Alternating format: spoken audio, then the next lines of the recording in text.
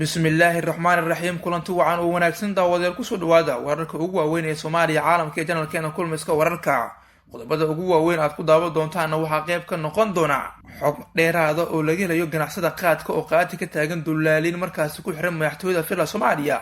haddaba madaxtooyada arrintaasi maxay ka og tahay? al-shabaab oo qorsheynaysa weeraro markaas iyo dilal qorsheysan oo lagu burburiyey magaalada muqdisho. taliska ciidanka booliiska soomaaliya oo howlgallo qorsheysan sameeyey ayay u suura gashay inay gacanta kusoo dhigaan shabakadaas.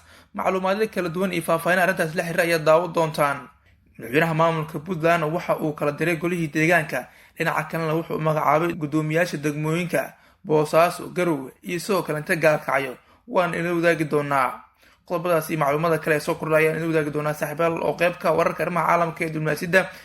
madaxweynaha soomaaliya oo markaasi pentagonka wasaaradeeda gaashaandhigga wasiirka ninka ah markaasi la kulmay, waxyaabaha uu kala hadlay ayaa sidoo kale idiin soo gudbi doonaa, iyo ruushka oo markaasi digniin adag u diray dowladda dalkaasi mareykanka. qodobadaas ayaan ku faahfaahin doonaa iyo wixii kale soo kordha. falanti haddan kusubtaa subscribe-ka saaro gambalekana furno sheer garay saaxiibada meel kasta joogaan adigoo kumatiga like inoo reebaya aad baad u mahadsantihiin. aynu ku bilaawno. sida laga warqabo ganacsada qaadka waxaa culeys weyn ku hayay waayadan dullaaley aan waxba ku darsan oo doonaya inay guryahooda markaasi ku qaataan khidmad ee dulsaarsadeen qaadka. arrintan ayaana markaasi laga keenay koonfurta dalka oo muddooyinkii dambe ay si weyn ugu jirtay, waxaana ay sii xoogeystay sanadkii 2019 markii la joojiyey qaadkii miroog wadanka kenya ka imaanayay. ganacsadan qaadka ee kenya iyo weliba soomaaliya ayaa ka cabanaya khidmad aad u badan oo ay markaasi ay saarteen ama ay dul saarteen siyaasiyiintii isbedelkii dalka ka dhacay qeyb weyn ka ahaa, kuwaas oo halkii kilogaraamba oo qaad ah markaasi ku leh khidmad iyaga oo ama waxba ku darsan ganacsadaas, taas oo walaac weyn ay ka muujeen. dullaaleyda qaadka ee puntland haddii aan eegno, puntland ayaa la timid tii ka jirtay muddooyinkii dambe, laakiin lacagta khidmadda ee ay qaadanayeen dullaale iskugu jira xildhibaano iyo markaasi kuwa xiriir dhowla leh madaxtooyada maamulkaasi puntland. maalin kasta ilaa iyo 3 diyaaradood oo qaad ah ayaa yimaada magaalada ganacsiga ee boosaaso, kuwaas oo mid ka midana ay tahay shirkadda red star oo uu markaas leeyahay ganacsada ethoobiyan ah oo ay wakiil uga yihiin qaar ka mid a kuwa ganacsada maanduuriyaha qaadka. haddaba sida aan xogta ku ogaanay, dullaaliin ku xiran madaxtooyada puntland iyo ganacsadooda qaadka maxaa kala haystaa? dullaaleyda ku xiran madaxtooyada ayaana isku dayday inay u dhaqmaan sida kuwa koonfurta ee dhaqaalaha badan ka sameeya, waxaana markaas ay 3 diyaaradood ee qaadka keena kusoo rogaan in halkii kilogram ay bixiyaan $2.5, waxaana lacagta badan ay cusub markaasi ay sameynaysaa dhammaanba diyaaradaha keena qaadka kenyana ka imaada. arrintaasina walaac xoog leh ayay ka muujinayaan markaasi siyaasiyiinta iyo markaa ganacsada qaadka ee. haddaba madaxtooyada maamulkaasi puntland arrintan waxba wara kalama socoto sida aan wararka ku xaqiijinay, inkastoo la leeyahay waa ay ku dara joogaan arrintaasi. dhinaca kale ciidanka nabad-sugidda iyo sirdoon qaranka soomaaliya NISA ayaa burburiyey shabakad shabaab ah sida lagu sheegay qoraal lagu baahiyay warbaahinta dowladda. shabakadan ayaa la sheegay in al-shabaab ay u qorsheeyeen inay falal amni darro ah ay ugu filaan magaalada muqdisho, sida qaraxyo iyo weeraro lagu laayo shacab badan. ciidamada ammaanka ayaa gacanta ku dhigay xubno ka tirsan shabakad al-shabaab ah, hubkoodii iyo mooto bajaaj ay ugu talagaleen inay ku baxsaan marka ay dhibka geystaan, ayaa lagu yiri qoraalka warbaahinta afka dowladda ku hasha lagu baahiyay ee zona. lama shaacin tirada xubnaha ka tirsan shabakadan ee la qabtay. ciidamada ammaanka ayaa sida la sheegay howlgalkan sameeyey kadib markii ay heleen xog ammaana oo dhammaystiran, waxaana weli jiro shabakad baxsada kuwaas oo ay ku daba jiraan ciidanka ammaanka. waa markii labaad ee muddo 7 ah oo ciidamada NISA ay gacanta ku dhigaan xubno muhiim u ahaa al-shabaab.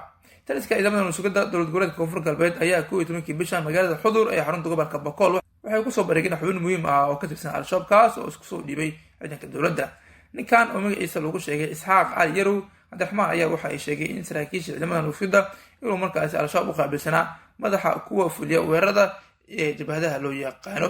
isxaaq yarow ayaa muddo 5 sano ah ka tirsanaa al-shabaab, wuxuuna ka qayb qaatay weerar ka dhacay deegaano ka tirsan gobolada jubbooyinka hiiraan sida ay sheegeen saraakiisha ciidamada NISA. qaybihii dhexe janalkeena kulmiska wararka ayaa daawanaysaan saaxiibayaal. haddii aad nagu cusubtaa subscribe-ka saaro gambalelkana furo una sheer garay saaxiibadii meel kastay joogaan, idinku kumatiga like-na inoo reebaya aad iyo aad ayaad u mahadsantiin sida had iyo jeer aad nala socotaan.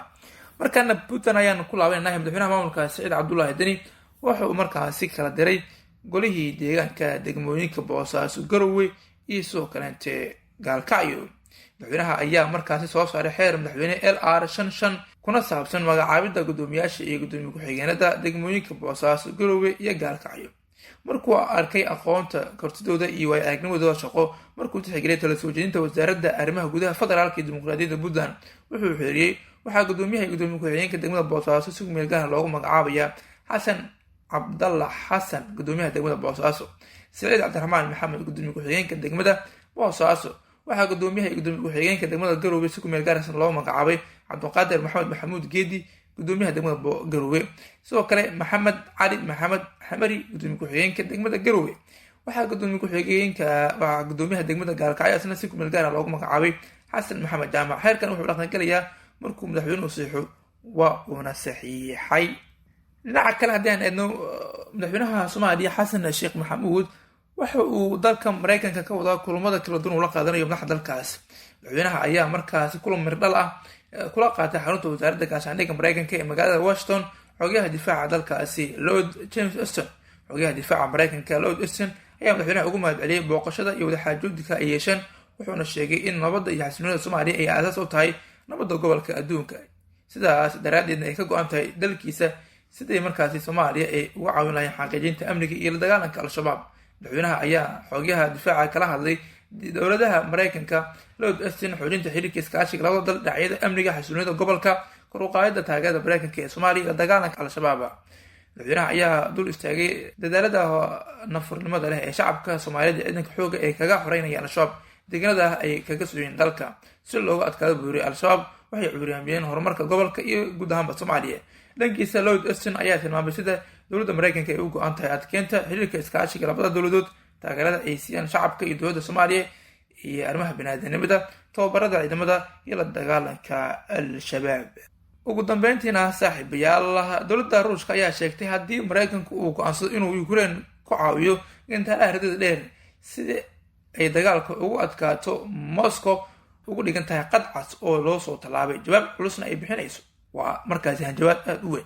afhayeenka wasaaradda arrimaha dibadda ruushka Maria Zakharov waxay khamiistii sheegtay haddii uu maraykanka gantaalaha ridada dheer uu sii baytiri Kiev ay ka dhigan tahay Washington qadcas inay soo tallaabday, dagaalna ay ka mid noqotay, ruushkuna uu qabsan doono, uu ku qasbanaan doono inuu qado tallaabo markaasi qarnimadiisa uu ku difaacayo. maraykanka ayaa Ukraine hore uga caawiyey gantaalaha iskugu jira kuwa ridada dheer, ridada gaaban iyo kuwa ridada dhexe oo gaaraya 50 ilaa 80 kilomitir dagaalka loo adeegsado. hadalka Moscow kasoo yeeray ayaa kusoo beegmaya xilli dagaalka Ukraine uu waji cusub yeeshay oo deegaano badan laga kiciyay ciidamada ruushka. guud ahaanna waa nagintaa wararkii waaweynaa ee Soomaaliya caalamka aad kala socoteen channelkeena kulmiska wararka. fadlan haddii aad nagu cusubtaa subscribe ka saaro gambalelkana furno shargaray saaxiibada meel kasta joogaan aad baad u mahadsantiin.